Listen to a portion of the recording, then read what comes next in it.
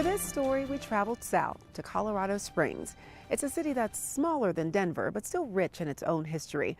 And inside this building, one woman works to preserve a very special part of that history. One room. This room itself, it's over 100 years old.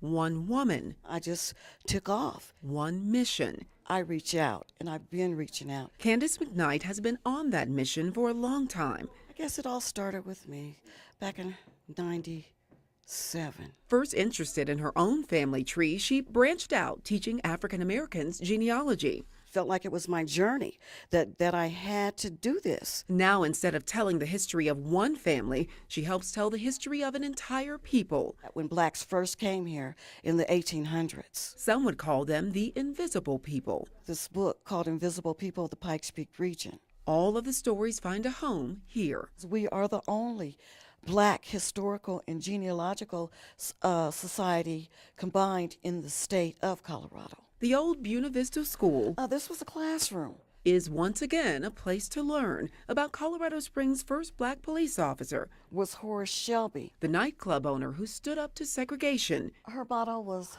what, everybody welcome? And the man who infiltrated the Klan. Matter of fact, I got his book. For decades, Candace collected history until she had enough to fill up a room where everyone could see it. We need to be represented in some type of way. Our history needs to be here to stay, not just passing through, but it needs to be here. McKnight operates the small museum on an even smaller budget. God only knows. Most of what you see I finally brought you a flag. is donated. Right here is one of the original Tuskegee Airmen, and this is Norvell Simpson, and he was kind enough to give us and donate us his uniform. Giving and realizing how important it is to keep this door open. It's a lot of good black history here in Colorado Springs, just taking out the time to get it down and to do it. Because inside one room, Yeah, it's small to have all this history in it. there are so many stories. We have over 2,000 black history books. And one woman who makes sure those stories are preserved. I feel that this is my calling.